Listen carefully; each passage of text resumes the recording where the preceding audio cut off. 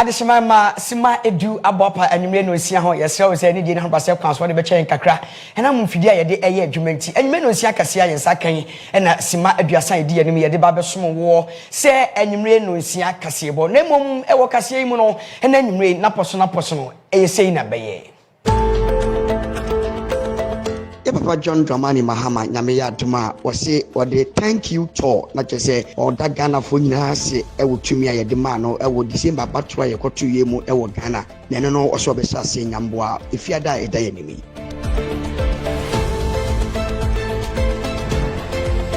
ewo gwadie Kasiebo no obepiem ewo my Ghana ma yesi nkro makon ede otwe enkron no sisi ade Ghana atimi abon homodin wo se enkro yi so eba sikasema yede to ye mobile phone so na fe ye transfer ede ama ye nua akese mobile money no esi Ghana abon homodin ye pa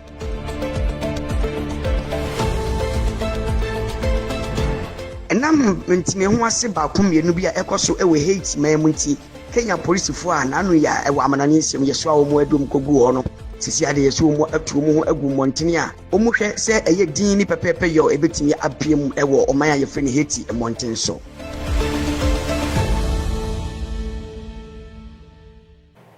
ensem wei ne ensem ahodo eka ho na nwumre yese mufo atimi aboaboa no se yefa mesom se anwumre no sia Kase ne mum mami ka we se wo betimi adimachi eno eye MBN 360 eye Facebook MBN 360 eye YouTube bacho ukowa Kase etwagu wadwunche bia no so obetimi dia fa ho ebrebe ma yabekenkan edi amount ne mo me fa na se Kase Evama Prince Mag Real Estate Company Limited bacho wo se ope asase across abrei party ani nyina no eye Shy Hills na eho no eye 20,000 Ghana cedis eno eye Shy Hills asase afen so otowie pe na cement 10 bags ne ade account ho ewo ho umpe wei na opede tumrikei eno ewo assignment Lebanon police station omu junction no so eho ena Prince Mark ewo na dawro man watimi aso ya sensan so ena SA Stanjay waso akofa mattresses no papa edi aba eno ntino open mattress papa adaso ewo Ghana dia me pacho owo double ana afa queen size ena king size ni nyina no owo bi ewo naso ye sa dwuma kua dawro ma eno maso masene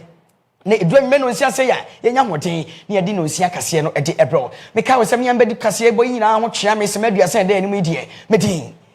edi Bekwainii Abrantie Oheneba Asiedu mejina ha na fe metwa me ho semantete bia ba me ba afa me de Kase ne nkyemu ebebro ye ba sisia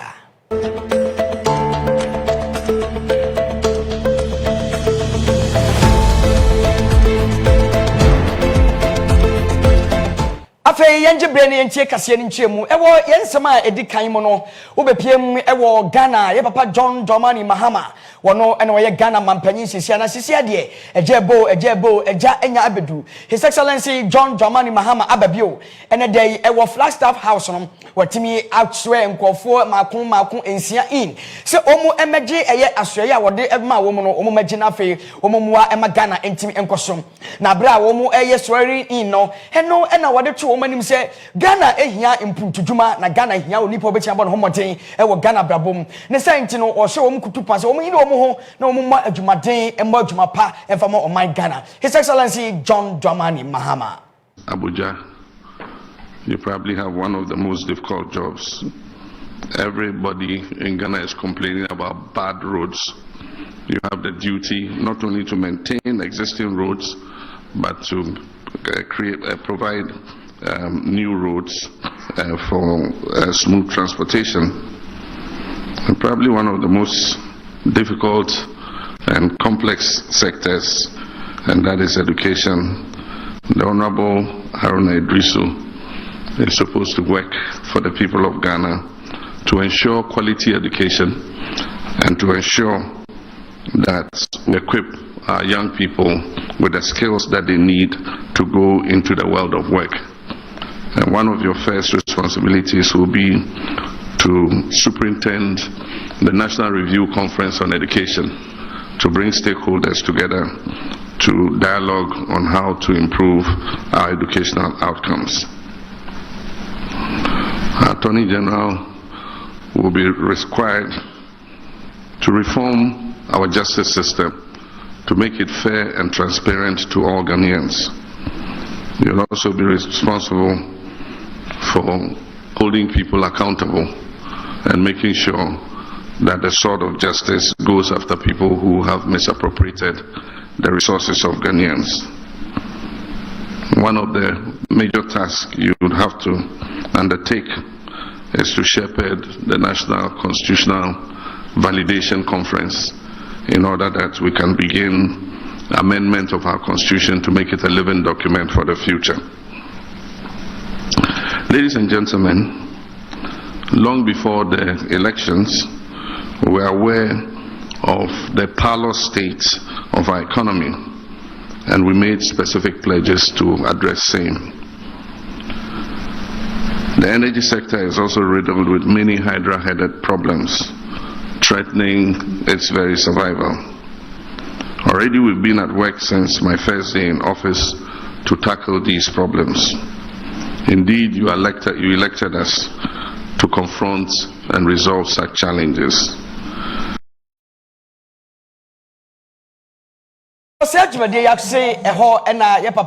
John Dramani Mahama okasa wie yepe na afei wonipa ba konso esori na ogina mu edema asoafo nyina se obekasa na afei ode anisode ede ama ye papa John Dramani Mahama e wanonyam kese a wode ahyesa enkofo ye obobo wo mudin na nipa ogina ne naso a wode aseda ensem edema ye papa John Dramani Mahama no eye fotosamfo a yayi no so onkohwe Ghana sikasem so ye wura Kesel ato forcing abra ogina ne naso no ensem wei ene wode ma His Excellency John Dramani Mahama ababio.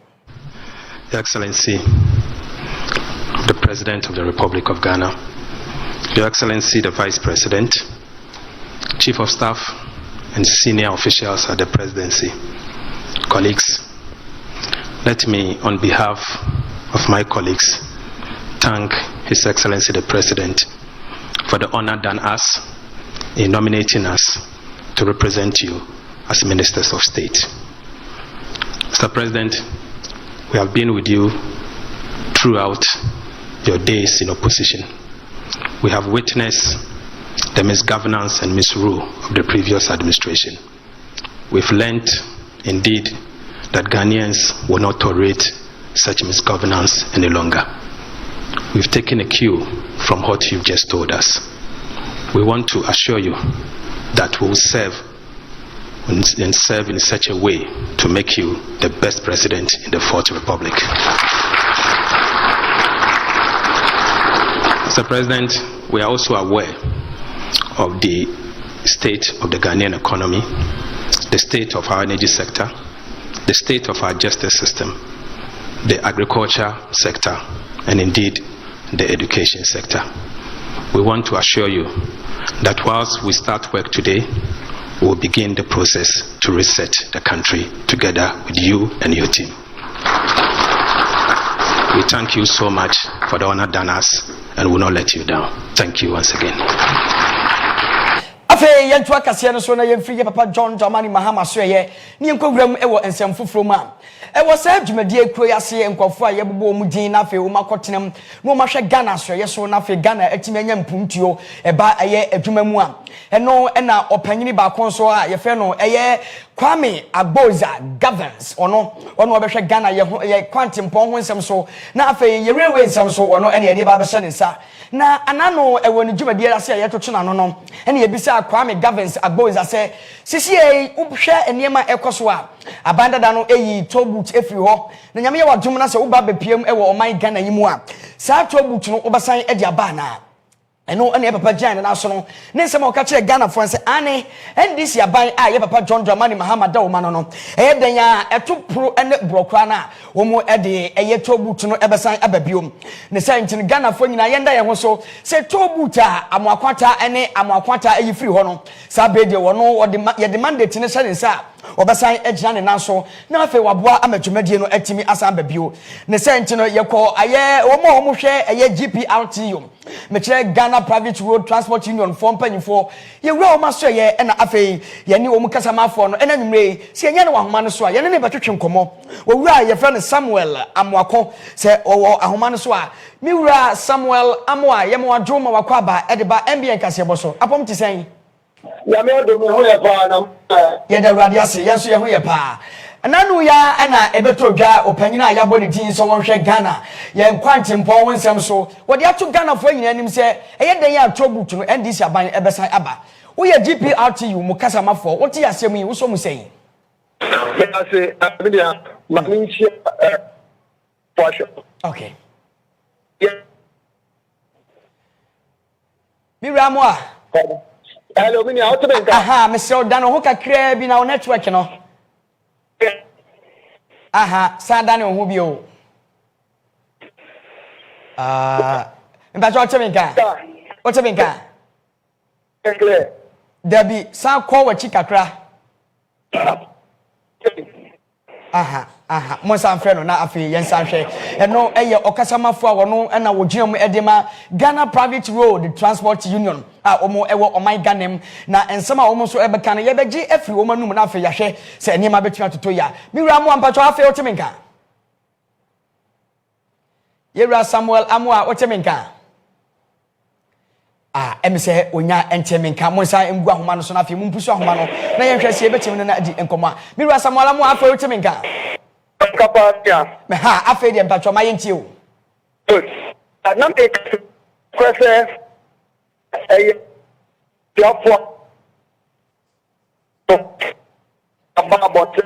dabi monsan emfero na afi yentu akase no so munya na afi yasan de naguam eti e wosa dwumadie na se eno na ye papa ye fero Kwame Agboza Samuels ana se Kwame Agboza Gavins e wosa dwumadie na se ana wakache Ghana fo se e no nwa pa ye se aban na etwa mu no wo mutimi yi tobut ni efiri ho na ye kan ya anya de a wo mu se wo mu ebeti se abane se ya ye de dwumadie no ehye ne nsa ye papa John Dramani Mahama akache wo mu se wo mu entimi emfa no kredie ensom oman Ghana na afen so wo mu mo modensa de be ya Ghana ye betimi afa ye ntuma pafra ne sa nti no eyade a wode niema begugu na kwem na afen so waboa ama tobut no etimi agya ne nanso na ewo ne kasadie mu no ene wode to Ghana fo nyina nim se ane ubepiem ewo Ghana tobut no eyade na ema Ghana eto kakra na afen Ghana so nya sikasam kakra efiri mum abra ye yifiri ho no Ghana kwa ahoche mu pa ya ye ntimi anya sika amfa mo oman no ho ban ne sa nti no omo esan edeba ebeboa ama Ghana etimi abon ho emoten Miwura Samuel Amoa mpacho afi wotemenka emise onya embaye so onya my dear Miwura Samuel Amoa wotemenka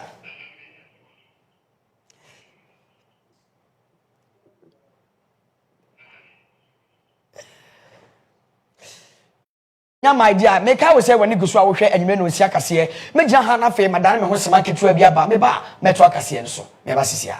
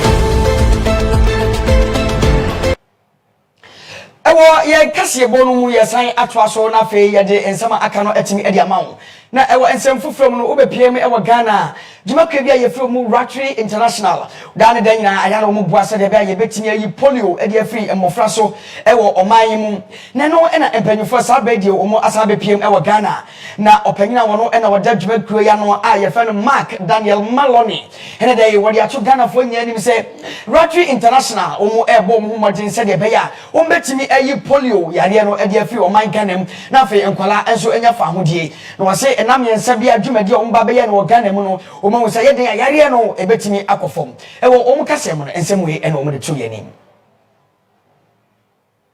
We are here today to for the next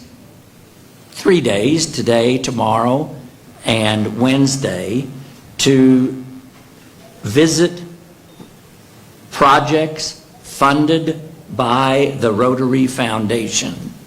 and to meet with Rotarians and to thank donors that contribute to the Rotary Foundation. Over the course of the last 5 years, the Rotary Foundation has funded what we call global grant projects in Ghana with a total expenditure of $6.3 million in a total of 70 such global grants. We have also funded other smaller projects through district grants. And over the course of the last 10 years, the foundation has participated in a now concluded strategic partnership with the U.S. Agency for International Development, which we call USAID, and that was a strategic partner for water and sanitation and hygiene in schools. Talking about that effort, we expended, in partnership with the U.S. government, $6 million, $3 million coming from the Rotary Foundation, $3 million from USAID. And this is a project that provided sustainable basic water and sanitation services to over 80,000 people, 171 schools, and 11 healthcare facilities, over 13 political districts. Rotary clubs in Ghana have partnered with Rotary clubs in other parts of the world and put up funding, which funding is matched by the Rotary Foundation to undertake humanitarian projects. And those projects have been many varied projects, but have included projects in the area of disease prevention and treatment, water and sanitation again. Na ewo se adwumadie kro na se eno na opanyina wo hwe eye Rotary International ewo oman Ghana yimu yewura Mark Daniel Maloney ode etudwa se enche bia omde rafo bi so eba oman Ghana yimu na rafo no utwa bia omu pese omu buabu sika no na sika omde esi omani so eye $500 million se de be omu betime nya sika no omde ayadoye ewo oman Ghana mu yewura Mark Daniel Maloney ede nsemwe etudwa. A car that had been donated would be used as a raffle prize so that we'll be able to get a lot more funding to be able to achieve the goals that we had set ourselves. So this car is the main raffle prize. Tickets are 10 cedis. And it's been optimized so that all you have to do is you use the code. That's over here. A star 713 star 2206 hash, and the prompts will show you how to buy a ticket. It's only 10 Ghana cedis, and as many people can try to purchase a ticket. It's open to all in Ghana. It's regulated. We've gone through to NLA and the Gaming Commission. We have the requisite permissions. All funds that are realized from this will be used for our projects. And as you heard, we'll also like to make a substantial donation to the Rotary Foundation to be able to continue to implement the projects. As you know, the Rotary Foundation is the main financial arm of Rotary International. And so when we identify projects and we want to implement them, we usually have to apply for a grant. And there are global grants which are from $30,000 upward. And it is for us to donate. And Rotary Foundation has a system whereby 3 years later, at least 50% of what was donated in that year comes back to the district and is used as part of its district designated funds, which are for projects from 0 to 30,000, and all the clubs can apply. Mepacho audio okasa ye edema Rotary International ewa Ghana no Florence Mami Hagan mepacho ono na eba fundraising na afi rafo ho nsem bia se kwan be fa so ye be gigiska ne ade ama Rotary no mde aye dwumadie ewo ma Ghana ma wono na wada no wono na wode saa nchemu we atudwa kwan be fa so a ebetimi arezi na afi rafo na wo ba beto no o matimi nya $500 million ne ade aye ajapade ewo my Ghana yimo ye nto akase no eso se ube PM ewa Ghana ene gisam ne se December bosom ne de toso ensom na Ghana fo nyina ekosa laya ye de abanwa kese wo my Ghana ye de se ye papa John Dramani Mahama nsa woni ni NDC amanyo ekuo no ne santi no ene de John Dramani Mahama wo be ye o mampanyi no wo de ato Ghana fo nyina enim se nyame ya aduma efia da ye nim yi wo de thank you to medama se Ghana fo nyina se mo de abanwa kese we he de amame wo de ba abehyehyɛ so ewo my Ghana yimu na ne nsema oka nyina ne se medase eye pro na wobebo no obesase e de free eye fra mantem nyame aduma efia da edi animu sei na enchiremu no etie Amaniaba efri omampeni His Excellency John Dramani Mahama aseye eba ne se efri fiada eda yenimu 24th January 2025 ade a obehye dwumedie biase a wofre no nationwide thank you talk na nyina ne se Ghana asase eda hoi nkurunkuru a ewoso ene aman ene emumpenifo nyina no wo betu anamo na wakọ dan ase se yebra yekoye se yekoto aba 7th December 2024 ni yede ahwehwe mampeni no Ghana fo nyina no ede dodo no ede ma no emasese no woye mampeni ewo omanti aseman Ghana sanso ena mrahwe bedwumfo dodo no anso no ekoye NDC fo a eno nso ene no omo majority na bra na wo tu anamo no woye ne se Ghana fo sa de mana odwumedia bia obedi ene ne se oba abesom Ghana te se omampeni nti ne edikan no bi ne se obeyi asrafo a omo dodo no embro aduasia na saa asrafo yin so no akyere ano enan dunan a edikan ewo bra yede ne betena konwa so no na obeye ye kase wetumi abobọ asrafo no edin ewo endan endunan mu a ye kase ni ye friend vet na na se ye toto omano ewo emrahye bedwefie no ekoso nti se wetumi ayesas ewie dia na afedie wo beko na asede bia ese se odebema Ghana omanti aseman Ghana eni emu enipe bia ne atiasefo ne nkrofo a omo mu nyina no wo be hyase dia wo hyase afri voter region nyame adoma eda efiada na wa hyase one nkrofo akodi nkita ho se ampa mato abana amano wasom sisia no wona wote soso mampani edien ena mo so mo woka kire no na nkita modien so akoso ebra woda ase no na wode so eso adwen so a obetumi etu anamo na wetumi ebu Ghana man ni yie pa na empra waba a etoso mieni wetumi asom Ghana na Ghana afa ne ntumapa efra amaniaba meka we se wani gusu a wo hwe anyime no osia kase ewo MBN kasamfoni so ye be gina na fe yakwadwe ye dwade ekra to a edikan na fe ye ba na ye de wawura dwade ekra bom ye ba sisia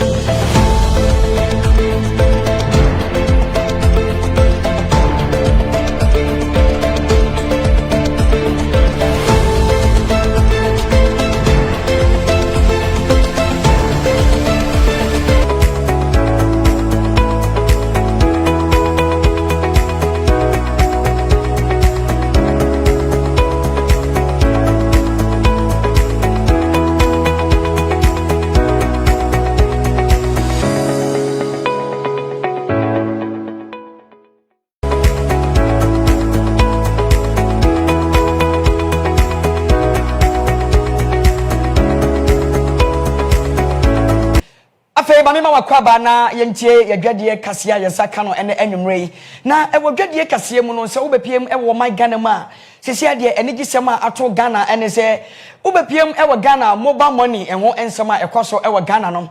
ye ewiase afa na nyina no dodo na nso etimi ebom ho moden so mu so ebetimi ayebi na sisia ye no kasa de enkro mako de otwe enkro 89 countries asisia na yesi mobile money no omo so eyebi no yesi sisia bepiem ewo wiase nyina Ghana yene ena yehura edi animu ye kwa ye faso ye hye ye de no na fe ye kwa ye faso ye toto niema ema mobile money no etimi akora anima Ghana yade eye ose atenne na ni nyina no eye atadwe Ghana yate ede enne Ghana ase asemode ni nyina ne se aman baako beye eduakron ene ye de omo eto nsane ni ye hwese eba no mobile money ho edwedie ho a hwan ena wodi mu ententeman pa na nhihyeya a ewo mu no wodi so na ekọ nkan na mobile money ho edwedie nso ekọ nkan a Ghana ehuri edikan ewo aman ba te se eduakron mu eye mobile money regulatory index a omode ebeto ho 2024 na omo hwese aman ben ena omogbo mo ho modin a Ghana etumi etwa aman eduawotwe enkron nyina egu ekire a wono ena sisei ye di emuhine pa ye kan die Ghana afa ne ntuma pa efra ewo bra ye kase ye de sika efa eye kasafidie mobile phone yi so na ye de ma amanfo ye de tuaka ye de ye transactions ahodo nyina ne no ena Ghana ehuri edi mukan nti atadwe Ghana ate edenne na ye koyi nyina no nanka enkrofobia yenim se omode se ba ne sika korabia ho ene omudi omagye ene amoaho a edin ewo ntutu bi mu no omudi mu aho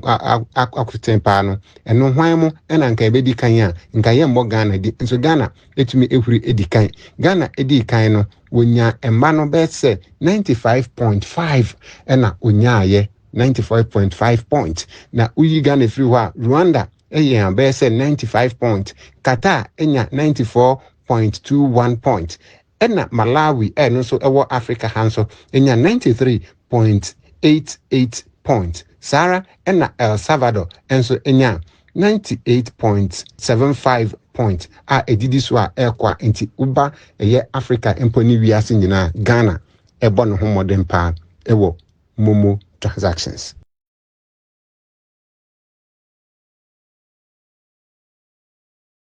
Eti yeda awade ase se eba momo eho ensem a Ghana yene ena yehuri edikan se yatimi atwa oman bi te se Qatar ne yatwa oman bi te se El Salvador ena afi heye omo maka ne dia na kese Ghana mpanyufo no yewura John Dramani Mahama wonu waban no momo modin yewura to force so momo modin na afi momo yenja ye naso na kan ne ya yedi entumi ento aso enko ha ene yede eye dwadie kase ne besi medane me ho aba na afi me de wako amana ne nsem mu ye ba sisia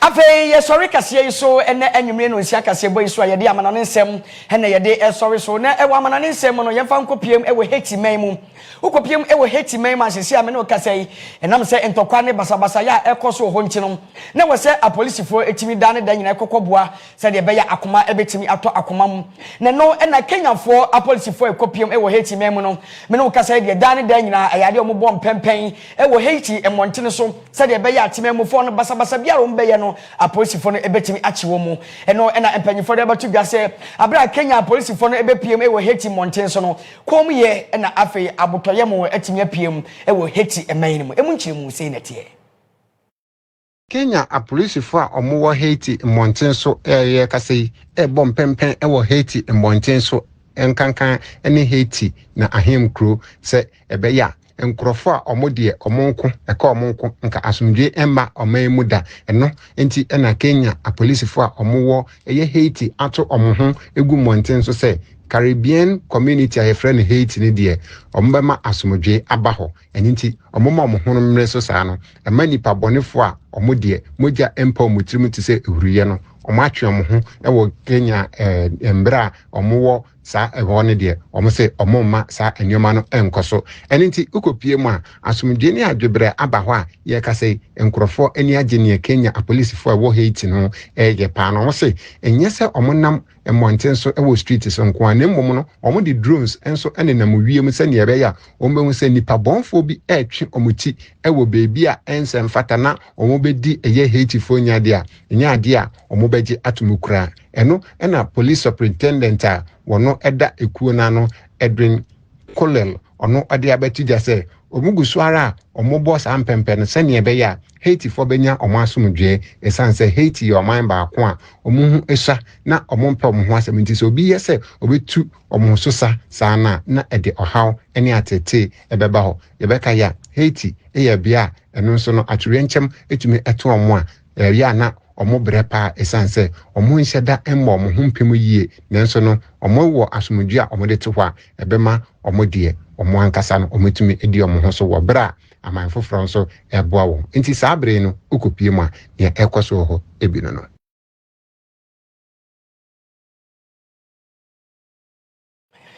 Meka we say ha ana anwue no osia kasea yensa kan ye se MBN Kasiebo no ha ana brebe ma ye kwan ma afa ye de ye Ghana na enkofo kro ni dwade ho nsema yensa kan ye no ha na ye de nyina besi ne mum ansa na ye besori wo kasea mu no meka we say e wo Kasiebo mu no anwumre na poso no sei na na etie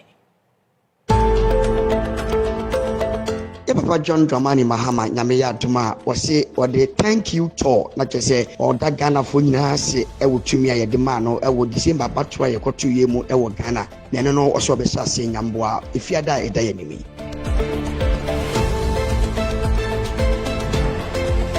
ewo dwadie Kasiebo no obepiem ewo my Ghana ma yesi nkro makon ede otwe enkron no sisi ade Ghana atimi abon homodin wo sa enkro yi so eba sikasema ye de to ye mobile phone so na fe ye transfer ede ama ye nua akese mobile money no esi Ghana abon homodin ye pa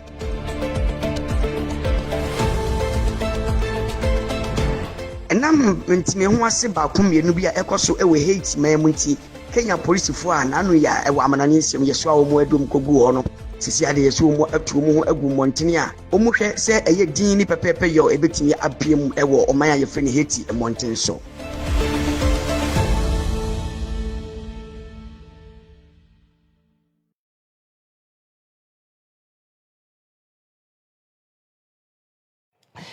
Afei ha ani ade eye Kasiye ne besini mo mame fa na se Kasiye enfama Prince Mark Real Estate Company Limited Prince CCC asase no eda so ekoso oton upe bi ato atumrike na afei bra ya so eye assignment Lebanon Police Station ya junction ne so eho na Prince Mark owo me ba cho upe asase ewo shai hes ato atumrika na bra me ba cho eho no eye 20,000 Ghana cedis emamu upe bi so ewo Chopole na afei ewo dawan so a ne nyina no eye 30,000 Ghana cedis ba cho auto asase we pay 10 bags of cement near sign Eddie account one and after so SA Stanjay si enkanche se mattresses no akopa papa Eddie aba ope eye double e pacho ope eye the queen size and after the king size ni nyina no wo bi e wona so o mada roma e no mutimi boa ye so ya sene manwe no sia kase enya hoden na ye di ebro ye fa na se kase e fa ma ye se mufo ewura Daniel Asuku so wotimi ebuabu akase nyina no na afi Mr Daniel aye fianko wono so timi so ne so kekase ani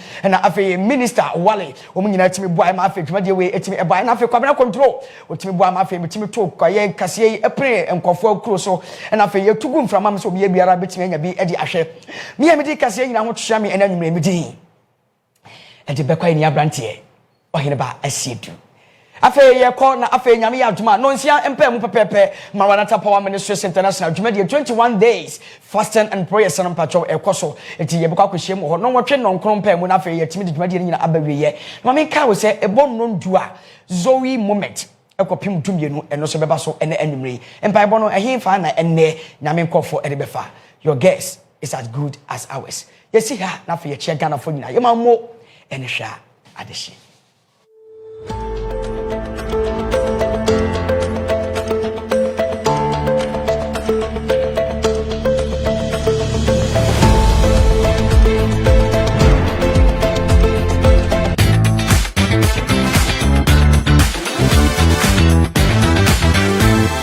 MBN, the Gospel News and Entertainment.